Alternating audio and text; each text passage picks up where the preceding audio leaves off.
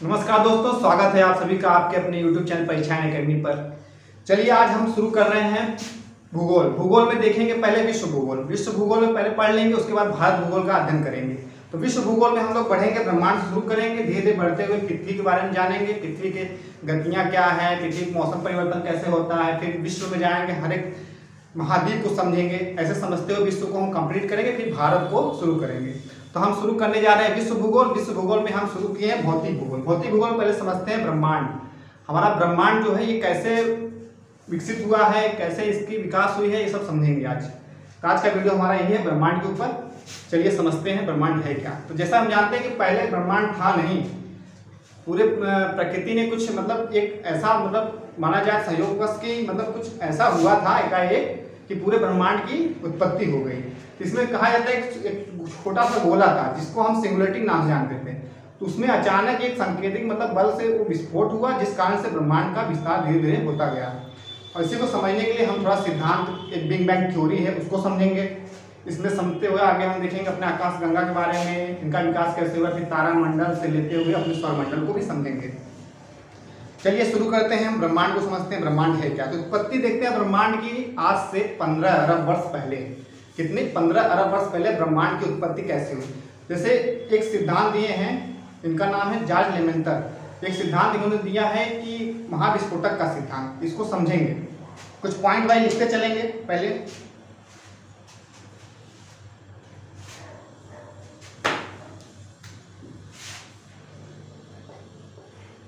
बात करें ब्रह्मांड की उत्पत्ति, तो 15 अरब वर्ष पहले हमारे ब्रह्मांड की उत्पत्ति हुई।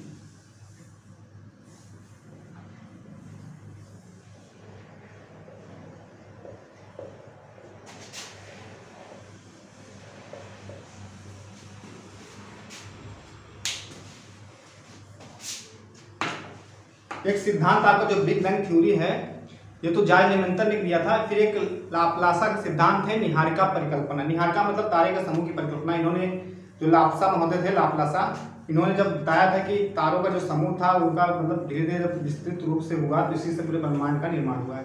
लेकिन ये सिद्धांत फैक्ट मान्य नहीं रहता उतना ज़्यादातर, जितना ये बिग बैंग थ्योरी को माना जाता है आज के वर्तमान समय में। इसको हम समझेंगे वर्तमान समय में बिग बैंग थ्योरी को। पहले देखा जाए तो जैसे कि एक हमारा ब्रह्मांड था, एक छोटे से गोले में, पिंड में सिमटा हुआ था। इस गोले में जो सिमटा हुआ था, किस कारण इतना सिमटा हुआ था? क्योंकि इसमें ज्यादातर गुरुत्वाकर्षण बल अधिक था।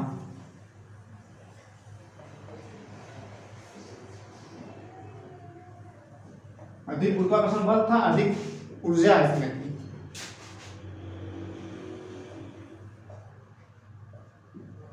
अधिक ऊर्जा और ज्यादातर घनत्व। इसका घनत्व जो था बहुत ज्यादा, डेंसिटी इसकी जो थी बहुत ज्यादा थी।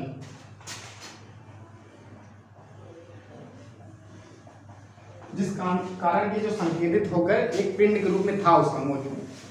और इसी पिंड से माना जाता है कि हमारे जो इसी पिंड को कहते हैं सिंगुलरिटी।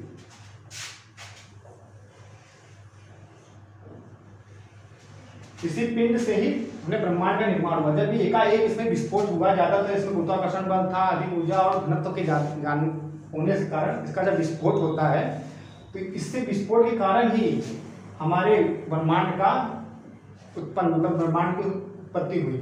और ब्रह्मांड की उत्पत्ति होने पे हमको पता चलता है कि ब्रह्मांड जो बिखराव होता है इस पिंड का, पूरे चारों तरफ फैल जाता है। फैलने के कारण इसमें जैसे है मैटर मतलब पदार्थ का विकास होता है।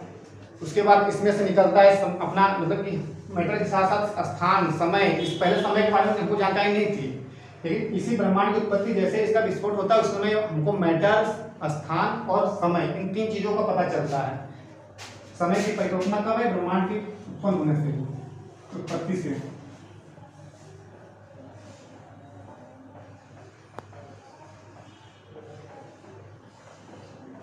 पदार्थ, समय और स्थान, इन 3 चीजों का इसी सिंगुलरिटी से ही विस्फोट होने के बाद संकेतित पिंड का इन सब चीजों का पता चलता है, जिस कारण से ब्रह्मांड में अनेकों प्रकार के तत्व से हमारे तारों का समूह हुआ है, हाइड्रोजन हीलियम के संलयन से।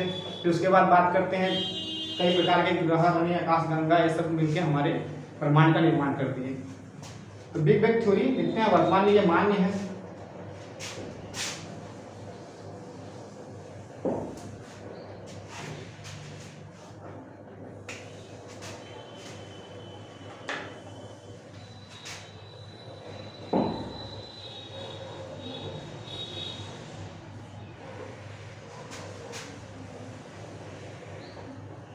इसी को महाविस्फोट का सिद्धांत भी करते हैं।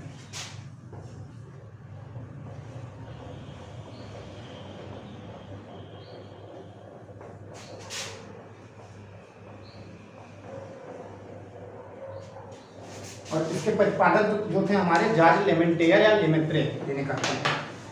ये क्या कहते हैं ब्राजील बेल्जियम का जॉर्ज लेमेंटेरे कहाँ के निवासी थे? बेल्जियम में।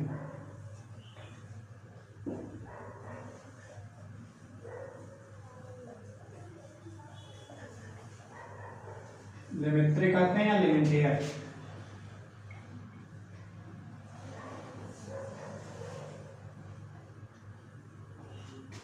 ये बेल्जियम के निवासी थे। इन्होंने इस सिद्धांत को बिग बैंग थ्योरी को बताया कि यही एक पहले एक संकेतित पिंड था, छोटा सा, बहुत छोटा सा पिंड था, जिसके एकाएक विस्फोट होने से हमारे ब्रह्मांड की उत्पत्ति हुई है। और यही सिद्धांत आज वर्तमान में इसी को माना जाता है अपने ब्रह्मांड के लिए। अभी भी ब्रह्मांड को जानने के लिए अनेक खगोलविद हैं जो अभी भी प्रयासरत कार्य कर रहे हैं, अभी भी उसके मतलब एकदम चरम सीमा पर नहीं पहुंचे हैं, तो अभी भी इसमें जारी है। कहा जाता है कि अभी भी विकास ब्रह्मांड का होता जा रहा है। चलिए कुछ फैक्ट है, जैसे हम देखते हैं कि कुछ महोदय हैं, टालमी है, कोपरनिकस है, इनका भी कुछ कथन है, उनको भी हम नोट करके समझेंगे।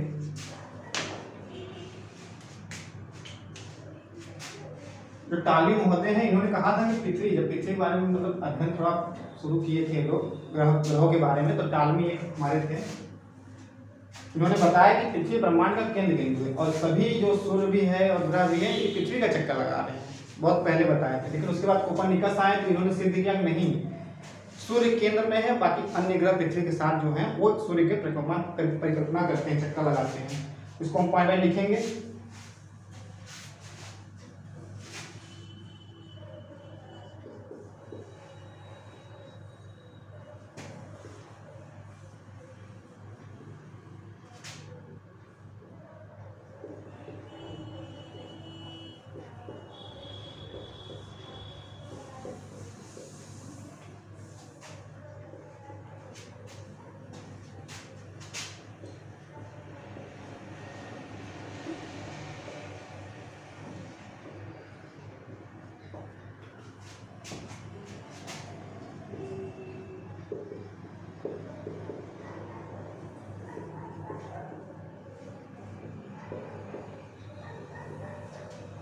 ये कथन था टालमी महोदय का।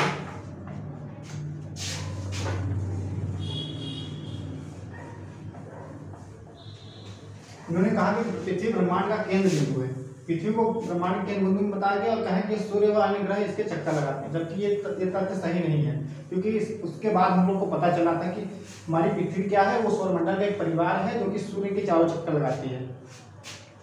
तो बाद में वही हमारे कोपरनिकस 1543 में, कोपरनिकस महोदय 1543 ईस्वी में आए तो एक तथ्य और बताया कि नहीं, सूर्य केंद्र में है और अन्य ग्रह इसकी परिक्रमा करते हैं। तो इसको भी नोट करेंगे हम लोग।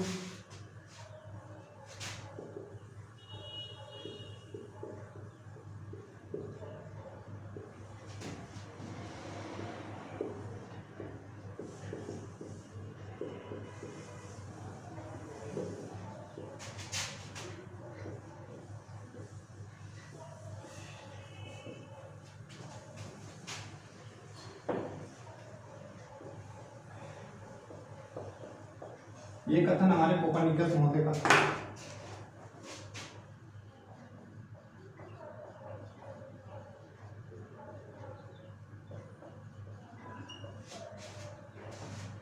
कथन एक बार फिर से देखेंगे। सूर्य केंद्र में है और अन्य ग्रह इसकी परिक्रमा कर रहे हैं।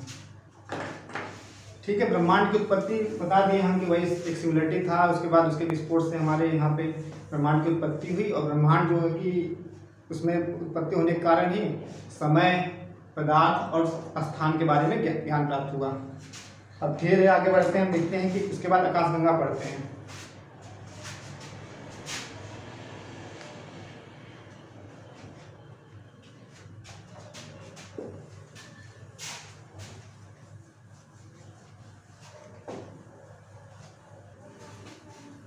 चलिए आगे देखते हैं। आगे हम देखेंगे आकाशगंगा। आकाशगंगा क्या है, हमारे ब्रह्मांड में इसका क्या योगदान है,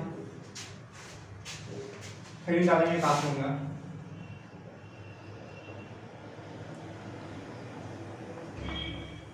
ब्रह्मांड की उत्पत्ति में देखा जाए तो कई सौ अरब आकाशगंगाएं विद्यमान हैं। और कई सौ, पहले बात करते हैं तारे समूह जो होते हैं वो मिलकर आकाशगंगा।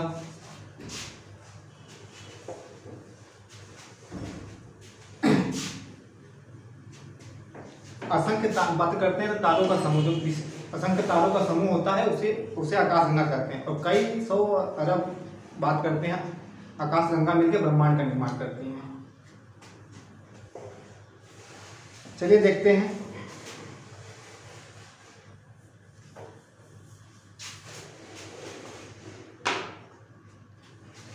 असंख्य तारों का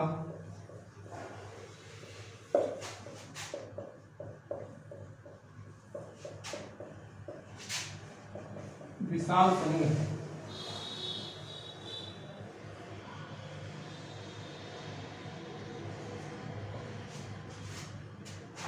असंख्य तारों का विशाल समूह ही हमारी आकाशगंगा कहलाती है।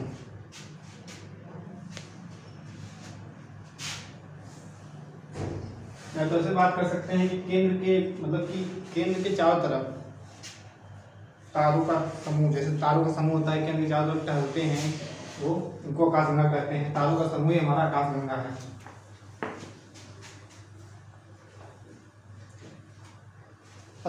आकाशगंगा जो तारों होते हैं धूल कण, इनके मतलब कि गैसों का एक समूह होता है। इसको भी लिख लेंगे।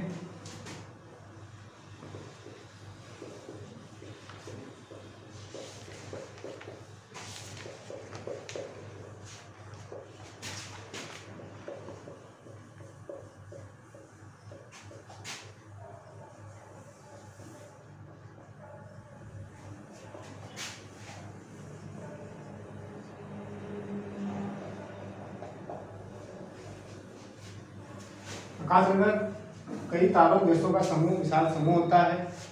और इसमें देखते हैं कि कई सौ अरब तारे रहेंगे तो मिलकर आकाशगंगा बनती हैं। और कई सौ अरब आकाशगंगा मिलकर ब्रह्मांड का निर्माण करती हैं। हाँ, देखते हैं आकाशगंगा संरचना बनाते हैं। पहले हम इसको समझते हैं। इसमें एक आकाशगंगा समझने के लिए फिगर एक बनाए हैं। इसमें हम समझते हैं इसमें क्या कैसे है। तो हम देखेंगे जो ये बीच में है, ये केंद्र जो होता है यहाँ पे, इसको हम बल्ज कहते हैं।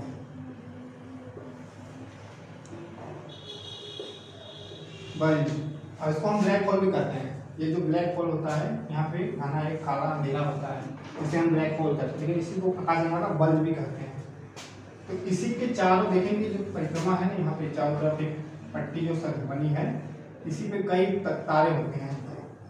इसी में हमारा एक सूर्य भी इसी पट्टी पे विद्यमान है। सूर्य हमारा सौर परिवार जिसे हम कहेंगे, अपने अन्य ग्रहों के साथ सूर्य भी हमारा इसी के चारों ओर घूम रहा है। तो इनकी जो रहती है ये एंटी क्लॉकवाइज चक्कर लगाते हैं। जो कहा जाता है ना कि सूर्य भी परिक्रमा करता है, तो ये हमारे आकाशगंगा की जो परिक्रमा करता है ये एंटी क्लॉकवाइज करता है, मतलब कि ये ऐसे चलते हैं परिक्रमा में। हमारा सूर्य यही मध्य में विद्यमान है, मध्य में।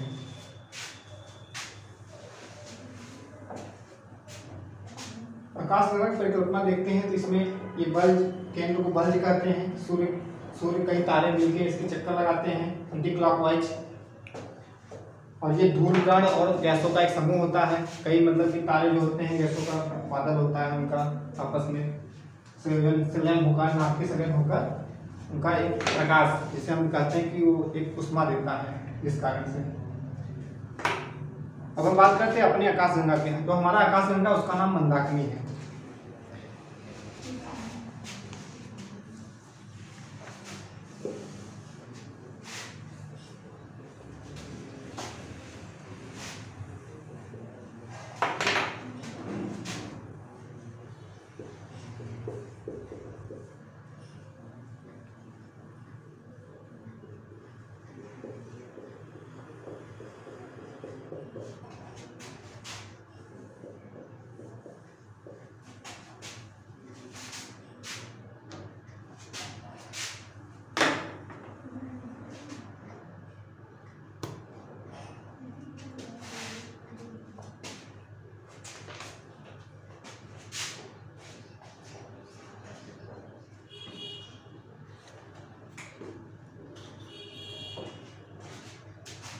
चलिए आइए देखते हैं, आगे कुछ पॉइंट और भी हैं उसको भी समझते हैं।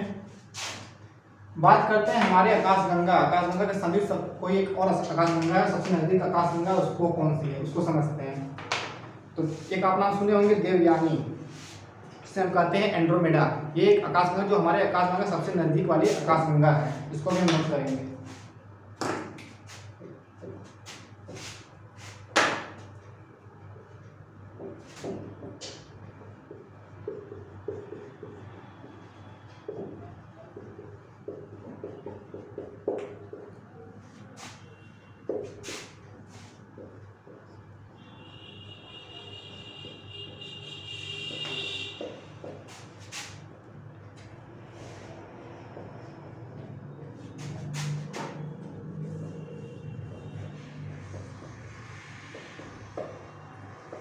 इसका नाम है क्या, एंड्रोमेडा या देवयानी कहते हैं इसे।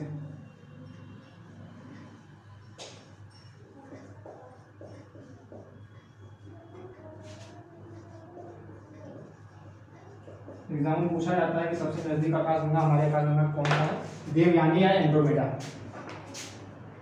एक और नाम आता है ओरियन नेबुला।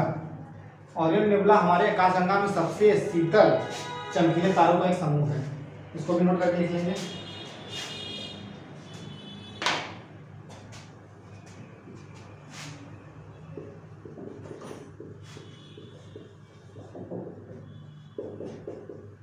हमारी आकाशगंगा के शीतल व चमकीले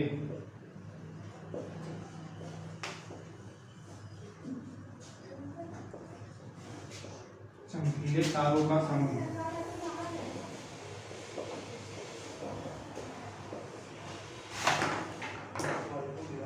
हमारी आकाशगंगा के शीतल और चमकीले तारे का समूह जो है उसे कहते हैं ओरियन नेबुला।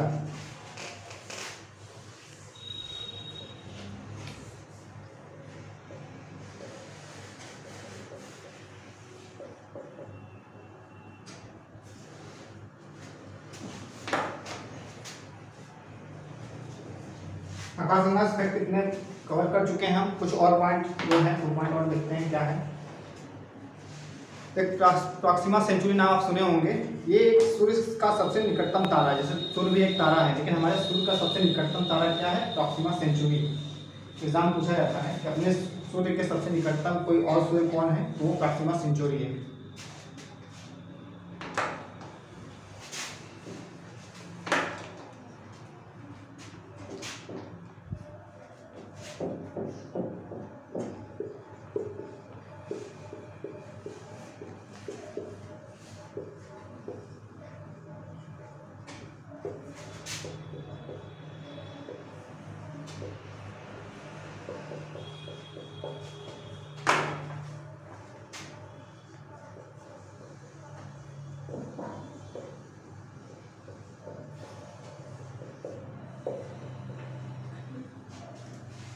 इसका नाम प्रॉक्सिमा सेंचुरी है, जो सबसे निकटतम तारा जो हमारे सूर्य का है।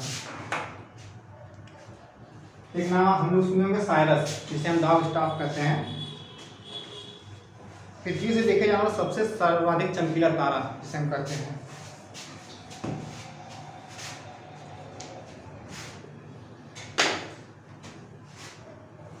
ये हमारे पृथ्वी से भी दिखता है, पृथ्वी से दिखने वाला सबसे चमकीला तारा।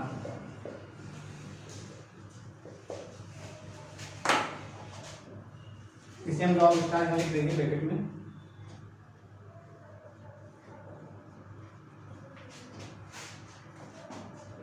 इसका नाम क्या है, साइरस। जो साइरस तारा है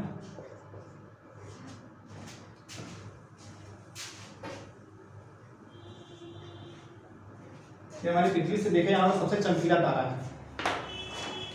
हमने कुछ पॉइंट यहाँ लेके समझ लिए हैं हम लोग ने, फिर आगे हम बढ़ेंगे, धीरे धीरे देखेंगे, कुछ और सौरमंडल के बारे में समझेंगे। चलिए आइए देखते हैं चंद्रशेखर सीमा। चंद्रशेखर सीमा है क्या, हमारे खगोल में ये जानना जरूरी है कि चंद्रशेखर सीमा है क्या। तो हम बात करते हैं, हमारे एक साइंटिस्ट थे भारतीय चंद्रशेखर, इन्होंने ये परिकल्पना लाई कि जैसे कि हमारे सूर्य जो तारा है इसके मतलब उम्र के हिसाब से कब ये ब्लैक होल प्रतीत होता है, कितने मतलब कि इसका वो रहना चाहिए, तो उसको समझते हैं। निकालेंगे चंद्रशेखर सीमा।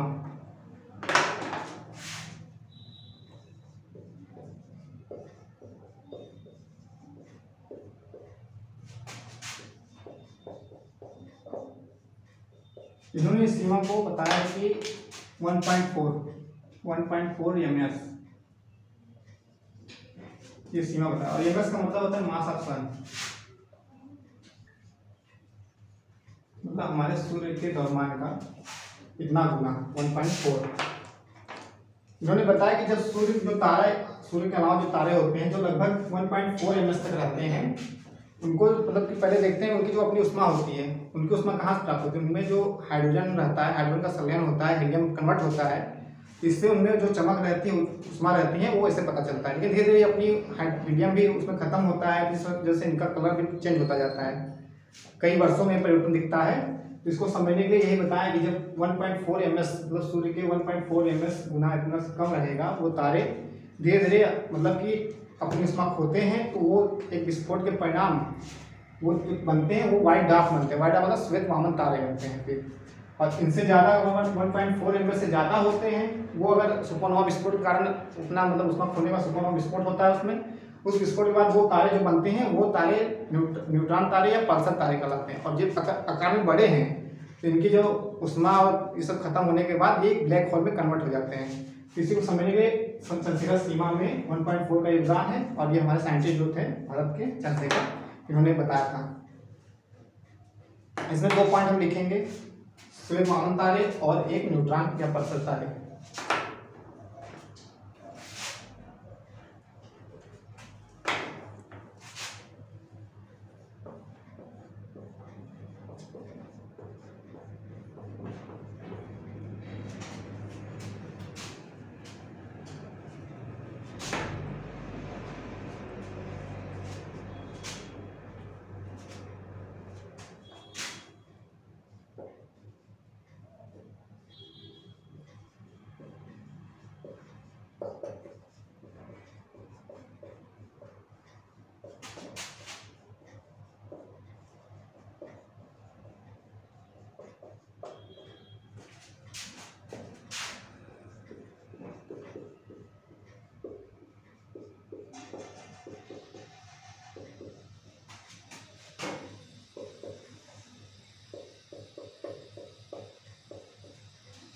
सूर्य से 1.4 गुना तक जब कोई तारा, उसका मतलब जो भार द्रव्यमान रहता है 1.4 गुना तक जब कोई तारा अपनी उष्मा शक्ति खो देता है, तो वो क्या कहलाएगा, श्वेत वामन तारे।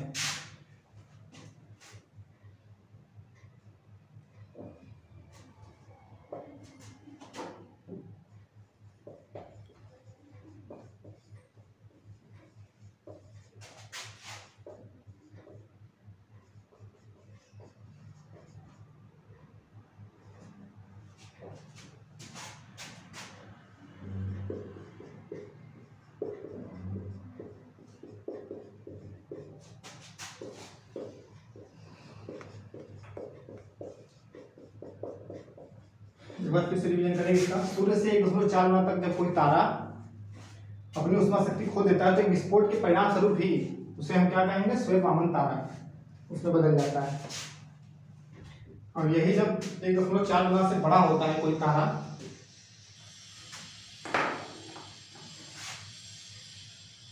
इसको पहले लिख लेंगे तब, न्यूट्रॉन तारा या पल्सर तारा।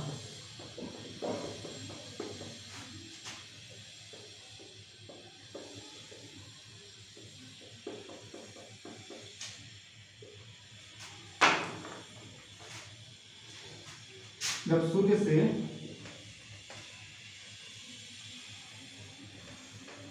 जो सूर्य के समान तारा रहता है वो 1.4 गुना से भी अधिक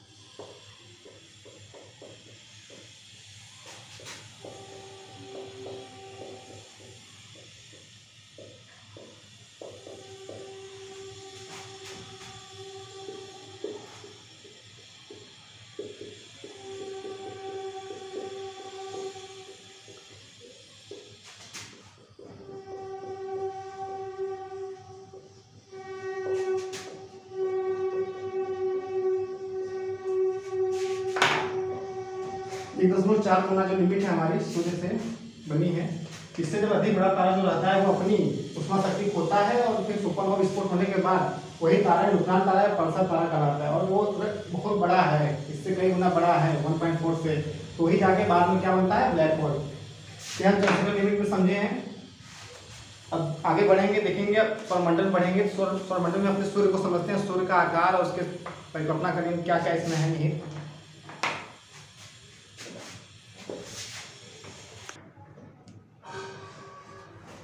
चलिए आज देखते हैं, हम सौरमंडल के बारे में जानते हैं। सौरमंडल में हमारा पहले ही बात करते हैं सूर्य की, क्योंकि सूर्य ही सौरमंडल का एक मुखिया होता है।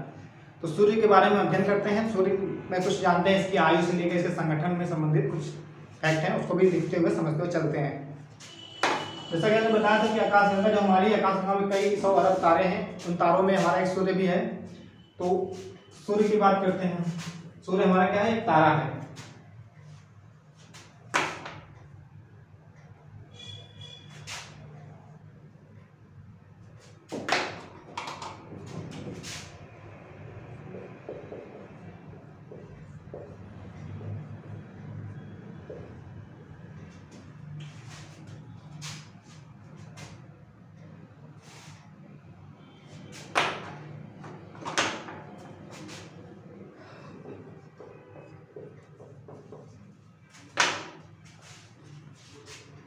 सूर्य हमारा एक तारा है, ये सौर परिवार का मुखिया है।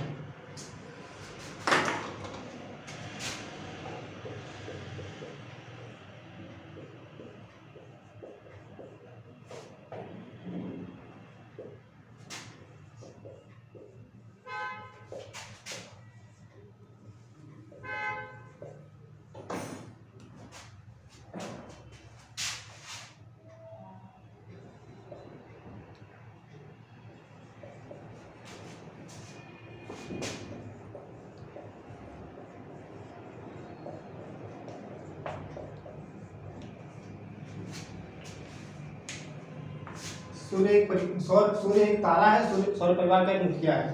इसमें देखते हैं सूर्य की आयु, पहले देखते हैं सूर्य की आयु 4.5 अरब वर्ष पहले इसकी आयु, मतलब इसका उत्पत्ति हुआ था सूर्य का। इसकी आयु देखेंगे,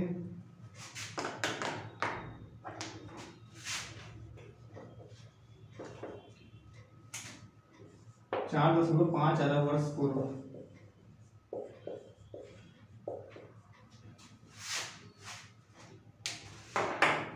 संगठन की बात करेंगे, संगठन सूर्य में क्या क्या मिलता है सूर्य से।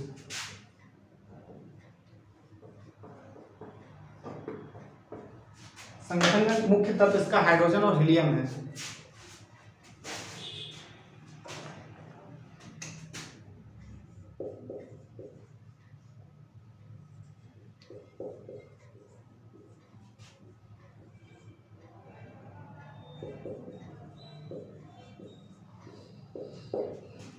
हाइड्रोजन इसमें 71% है,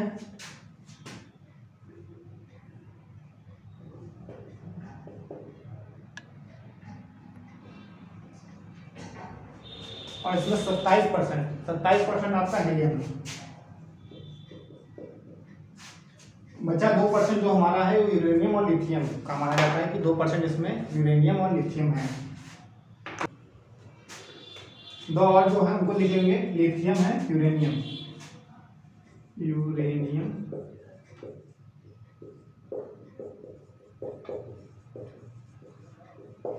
2% हमारा जो बचा है वही है। संगठन में हाइड्रोजन 71%, हीलियम आपका 27%, यूरेनियम और लिथियम 2% है बस। अब बात करते हैं इसका मुख्य ऊर्जा स्रोत क्या है। ऊर्जा स्रोत इसमें सूर्य में जानते हैं नाभिकीय संलयन प्रक्रिया द्वारा इसका ऊर्जा मुक्त होती है, जिसमें देखते हैं कि 2 हाइड्रोजन के अणु रहते हैं तो एक हीलियम बनाते हैं।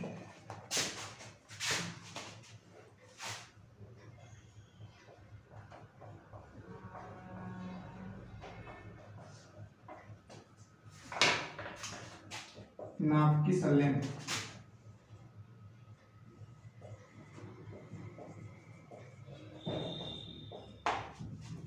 नाभिकीय संलयन में देखेंगे कि हाइड्रोजन के जो अणु होते हैं ये मिलके हीलियम बनाते हैं। इसमें मुख्य ऊर्जा स्रोत क्या है, हीलियम।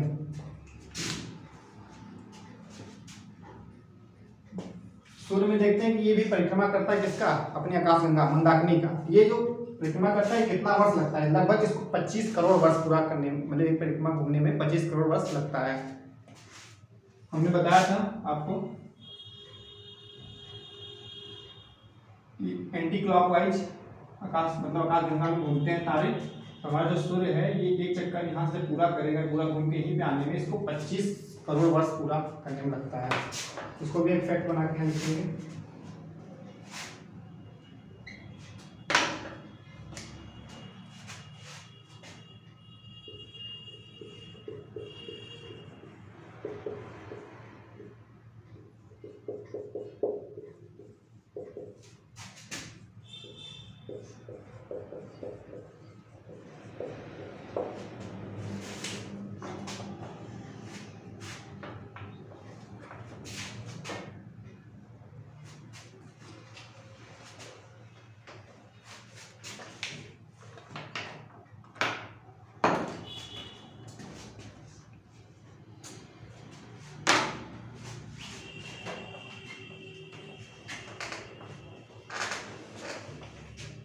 पच्चीस करोड़ वर्ष कितना है जो हमारा सूर्य आकाश गंगा जब परिक्रमा करता है 25 करोड़ वर्ष का समय लेता है ये चक्कर पूरा करने में।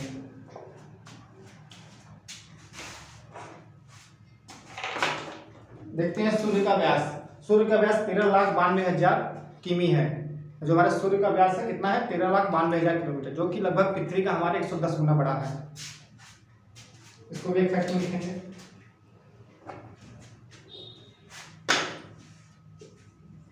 सूर्य का व्यास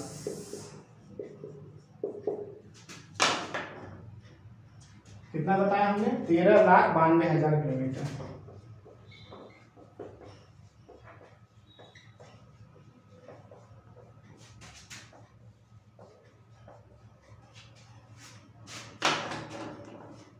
इसी पॉइंट नोट पॉइंट लिखेंगे हम यहाँ पे।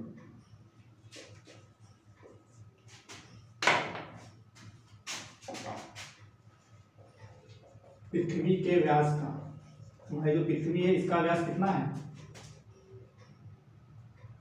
12,000 समथिंग है, तो उसके व्यास का कितना है? 110 गुना।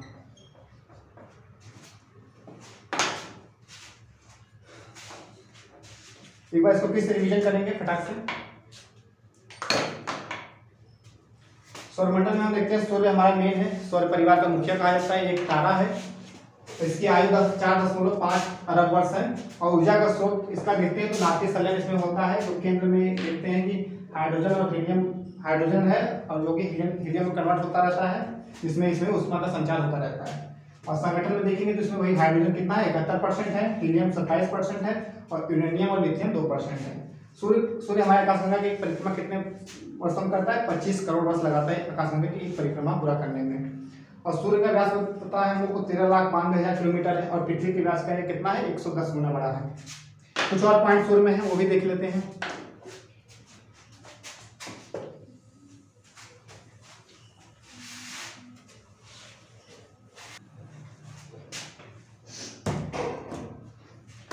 चलिए आगे देखते हैं, कुछ और पॉइंट है सूर्य में, उसको भी समझ लेते हैं। हम बात करते हैं सूर्य का केंद्र, जिसे हम कोर कहते हैं। तो पहले सूर्य का मैप बनाएंगे, पहले उसको मैप बना के उसको समझते हैं।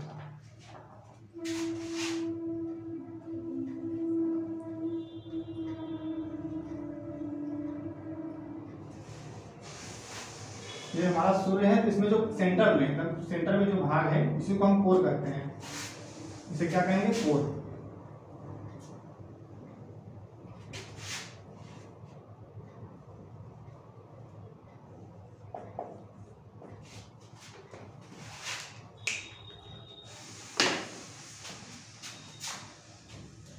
बात करते हैं इसके तापमान की। जो हमारा सूर्य का कोर है, केंद्र है, इसका तापमान बहुत ज्यादा होता है। कितना होता है? 15 मिलियन डिग्री सेंटीग्रेड। इसको हम एक नोट करें या तो फिर एक 1 पॉइंट करके यहाँ पे लिख लेते हैं पहले।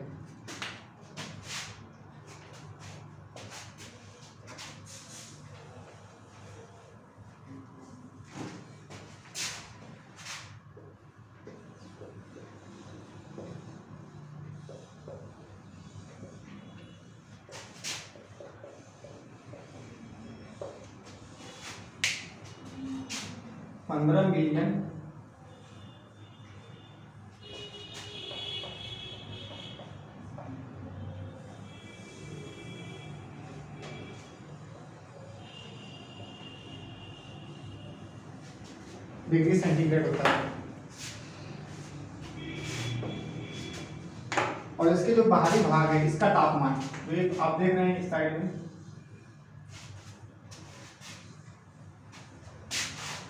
इस साइड में जितना इसका तापमान अलग होता है, सूर्य के केंद्र का तापमान ज्यादा होता है। क्यों? क्योंकि कोर है इसका केंद्र, इस कारण इसमें तापमान ज्यादा है। लेकिन जो इसका बाहरी सतह होता है इसका तापमान 6000 डिग्री सेंटीग्रेड होता है।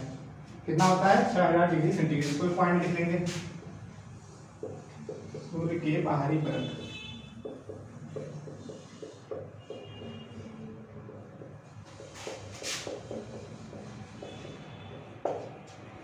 इसका तापमान है आपका 6000 डिग्री सेंटीग्रेड।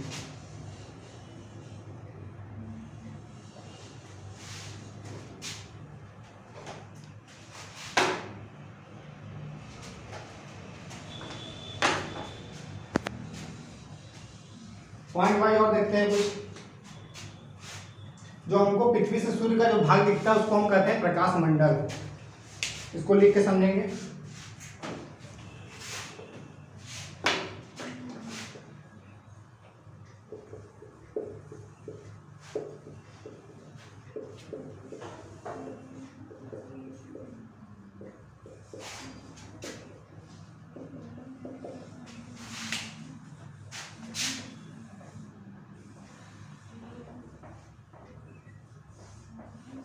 जो एक बाहरी परत है बाहर वाला दिखता है, इसी को हम कहते हैं प्रकाश मंडल सूर्य में। एक आप लोग सुने हुए कोरोना, कोरोना या किरीट से कहते हैं, सूर्य किरीट, सूर्य मुकुट जो भी कहते हैं, ये सब नाम एक ही करते हैं। जब सूर्य ग्रहण लगता है, जब पूर्ण सूर्य ग्रहण लगता है तो उस समय ये देखने को मिलता है। तो इसको हम लिख लेंगे एक पॉइंट।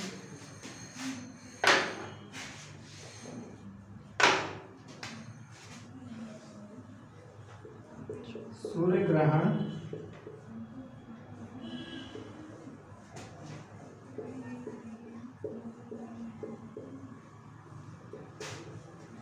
सूर्य का दिखने वाला भाग।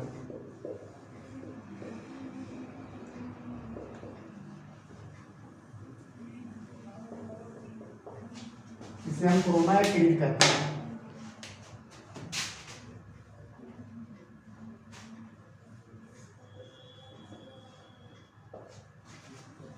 जो सूर्य, जब चंद्रमा पृथ्वी के बीच में आती है, सूर्य और पृथ्वी के, तो पूर्ण रूप से सूर्य ग्रहण लगता है। तो हम देखते हैं कि साइड साइड जो भाग रहता है, पूरे सूर्य के ढक जाने पर जो साइड साइड भाग बचता है, यही एक मुकुट के समान दिखता है सूर्य के। इसी को हम कहते हैं किरीट या कोरोना। सूर्य ग्रहण के समय ही देखने को मिलता है। एक पॉइंट और लिखेंगे। हम लोगों ने देखा है कि अपने पृथ्वी पे कुछ ऊंचाई पर, मतलब अंतरिक्ष में जाने पर हम लोग को देखने को मिलता है कि सूर्य की जो वो प्रकाश की मतलब रंग बिरंगी तरंगें दिखती हैं कुछ, मतलब उष्मा रोशनी टाइप का, जिसको हम कहते हैं उत्तरी ध्रुव पे ऑरोरा बोरियोलिस और दक्षिण में कहते हैं उसको ऑरोरा ऑस्ट्रियालिस। इसको हम देखते हैं जब सूर्य में सौर मतलब एक तूफान आता है, सौर तूफान जिसे हम कहते हैं सौर पवन कहते हैं, उस समय ये हमारे उत्तरी ध्रुव और दक्षिण ध्रुव पृथ्वी पर देखने को मिलता है। इसको हम पॉइंट वाइज करके देख लेते हैं।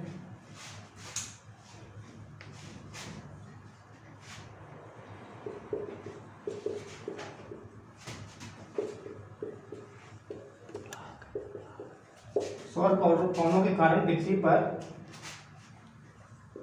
हमारी पृथ्वी पर, चलिए देखते हैं।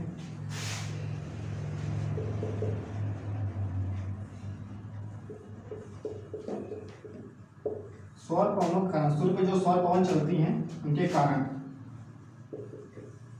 हमारी पृथ्वी पर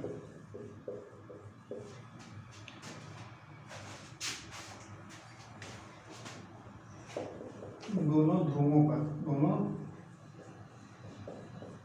पर रोशनी, रंग बिरंगी रोशनी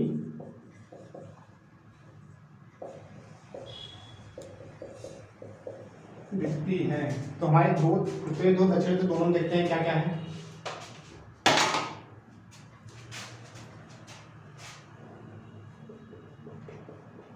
उत्तरी ध्रुव पे जो रोशनी दिखती है उसको कहते हैं ऑरोरा बोरियालिस। क्या कहते हैं? Aurora borealis.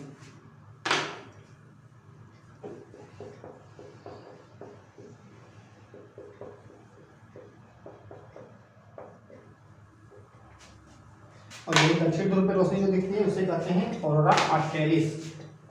Aurora australis.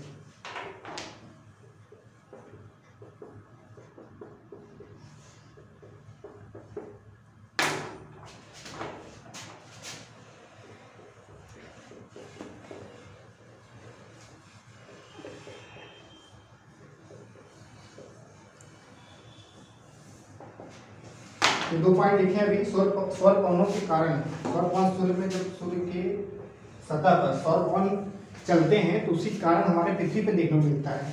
उत्तरी ध्रुव दक्षिण ध्रुव पर क्या देखने को मिलता है? रोशनी, कुछ रंग बिरंगी रोशनी देखने को मिलती है। इसमें हम उत्तरी ध्रुव को क्या कहेंगे? ऑरोरा बोरियालिस, और दक्षिण ध्रुव पर ऑरोरा ऑस्ट्रेलिस कहते हैं। तो सूर्य के बारे में हम जो पढ़े हैं आज, कुछ इंपॉर्टेंट फैक्ट इतना ही था। हम अगले वीडियो में कुछ ग्रहों के बारे में, हमारे इतने सौर परिवार के ग्रह हैं उनको जानते हैं। आज का हमारा टॉपिक यही था। चलिए फिर मिलते हैं नेक्स्ट वीडियो में। आज के लिए धन्यवाद। चैनल को लाइक कीजिए, सब्सक्राइब कीजिए।